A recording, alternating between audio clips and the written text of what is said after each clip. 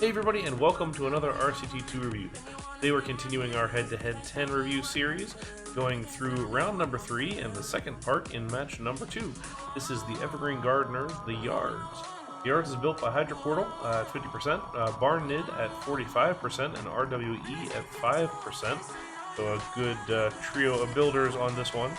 Do not adjust your computer monitor. It is indeed this dark.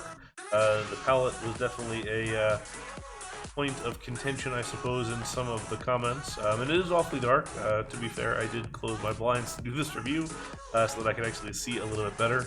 And to be honest, I was a little bit intimidated about doing this review because it's a really, really dense park. And there's a lot to see in here. So we're not going to get to it all, I don't think, but we are going to see as much as we can. So this is premised that a group of urban explorers have basically transformed an old steel mill into a kind of nightclub theme park sort of thing. So we've got this whole bit, I'll do a little bit of a tour around the map here, of kind of urban industry and kind of derelict buildings that have now been turned into this basically club, and with rides and things like that. It's really, really cool. As would be expected from Hydro, this has a lot of really dense architecture, a lot of interesting half diagonals, and some really great just architecture in general.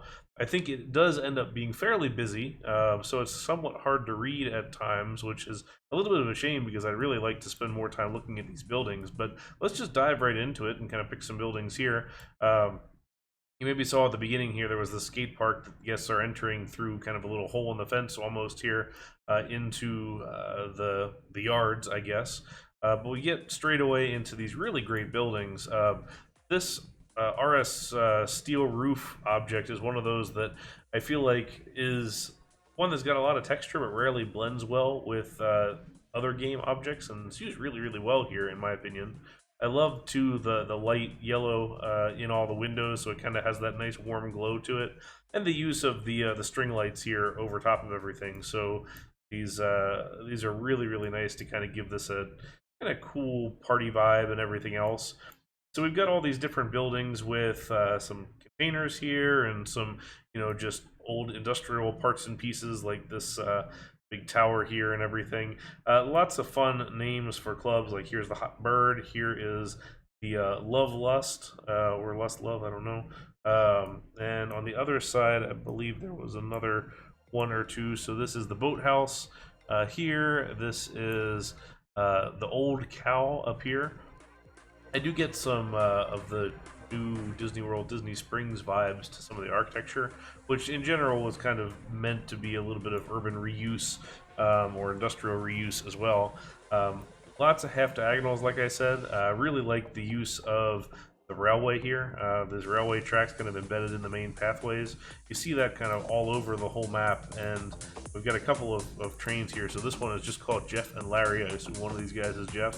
One of these guys is Larry, and it goes back and forth and shuttles guests along. There's another one in here as well. Here it is. It's Step-on Transit. Kind of fun. The river runs through this whole thing, and we have a couple of half diagonal and full diagonal. I guess they're all half diagonal bridges, which is, again, very grid breaking. And really, you have almost nothing on grid at this whole park. This train bridge kind of does bring everything together real nicely, carrying across the whole map. So you have it kind of start over here, go across the pathway here, and then raise up and above some of these sections. I do too like, and I know I'm jumping around a lot here, but using the wave pieces here. So we get this kind of just nice, pleasant lapping of the waves throughout this whole space, and the use of this kind of more gray water is very nice. I think it just has that kind of nice evening, summer evening vibe, perhaps. Here's the Cheese and Wine building right here. Obviously, there are rides. There's quite a few rides within this space. So let's jump on a couple of them. So first, we're going to pick up this tower right here, which is just about to spit out a coaster here called Vertigo. If you are super familiar with coasters, you may remember Vertigo at Wallaby, Belgium was a Doppelmayr lift company, suspended swing type coaster that was a massive failure. The whole thing didn't work, and it was removed really, really soon afterwards. But this is a very nice take on that. Do like the use of the single rail track as the cables, which actually is probably the best use of that I've seen so far. I've seen others try and make this type of ride before, and it's tough. It's tough to make it look good. Using the vertical drop coaster trains, decent choice, I think. But yeah, decent little layout, and you can't really do too much with that layout, but that's all right. Love the buildings on this side. We've got a little car ride here, but this whole place where we've got a just nice open air, the little kind of swaying of the lights here, the swaying of the sign, these little kind of fairy lights inside this miniature tree. That this just has a very nice kind of relaxing type vibe to it. You can very much imagine kind of sitting in here watching something on one of the TVs and getting a drink and maybe some wings or something. Like, it's very nice just in general to kind of imagine yourself there. I love these stacks here kind of on the angle, these old industrial stacks, and on top of all that is a nice Ferris wheel, good hack ride as well. Really kind of stacked up throughout all of this architecture. It's a lot to kind of take in and kind of pull apart. You've got some nice half diagonal elements here. A lot of what I think are new pieces in here. Here's Jerry's on the tower. Some conveyors that connect the whole thing. And around to the other side and see the coaster kind of coming back through here into these old stacks here. A couple of little notes here, which I believe are the airport codes for where all the builders are from. YYZ is Toronto, I believe. So nice little detail there for sure. I actually really like this structure here. It's just some of the simple things sometimes, but I love this little half diagonal structure. Nice kind of diagonal and angled members here. Just really nicely put together. And this landscaping is very good. Just nice and thick. Got a lot of good flowers and bushes and things underneath of it. Just done really well. And the behind the kind of main show scenes, like, you know, this guy smoking here. I don't know if they're going at it or what there, but something's going on there. Here we've got the boiler room. So we've got our boiler stacks here as well. Nice kind of 3 levels worth of dining and everything. Over onto the other side, let's spin around. We've got this little Gravitron here. So this is Gravitronus scoliosis. Funny. Clever name there. And there's a coaster just kind of shooting down. You saw the yellow there just a second ago. Here it is as we use it a little bit. But coming through there and going out and over to this building. Here's another one coming up. So this is called Pipeline, and the tower is very reminiscent of Tower of Terror at Gold Reef City in South Africa. This is again a pretty interesting coaster to emulate. So 2 for 2 in terms of weird, interesting coasters, which you know is always my thing. So big fan of that. Holding brake here before it drops. There's a couple of other different elements on the layout here, and we can kind of spin around and see some other parts and pieces of that. There's a little helix right here, and it dives underneath. It's honestly a little bit hard to follow, which I've said before is one of my complaints about some of the head-to-head parks where they just become too dense. And this is one of those that the coaster is very difficult to follow, but we'll actually touch on that here a little bit later. So this building is fairly interesting too. We've got the car O-cell, clever. Love the opposing rotations on both levels here.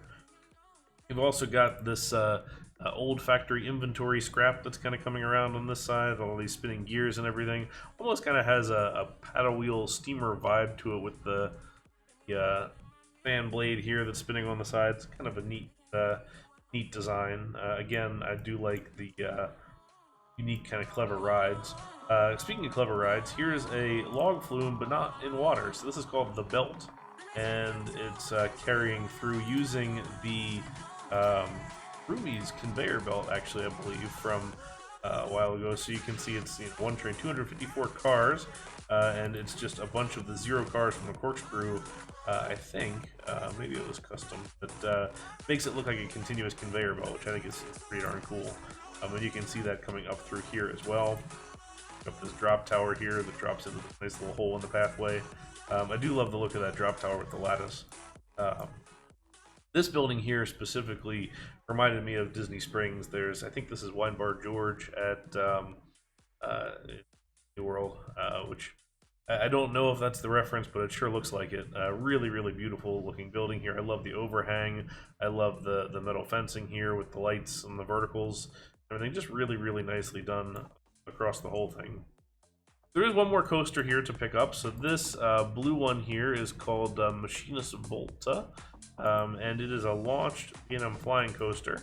And this is about all you can see of it right here. You can kind of see it cruising through there. This one is actually the hardest one to follow, in my opinion. And actually, what I ended up having to do initially for this was make the whole thing bright yellow, delete some of the scenery around it, and do see-through scenery and land and everything just to see where it went. So the layout's all right. You know, it kind of has a nice little flow there, but unfortunately, there's so much that's hidden you can't really see what's going on. Here it is, kind of launching into this nice big pretzel loop. Little twisty kind of bit around here through and then back around on the other side. Drop down over here and then come up and go around this nice tall tower that dominates the whole skyline, I guess, and then it disappears for a little bit. There's some other stuff in here, like a roll. There's some sections on your back over here.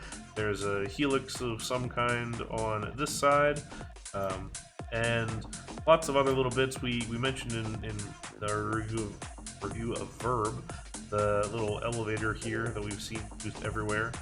I don't know if you picked up on our curved stairs, so check that bingo card as well in this map.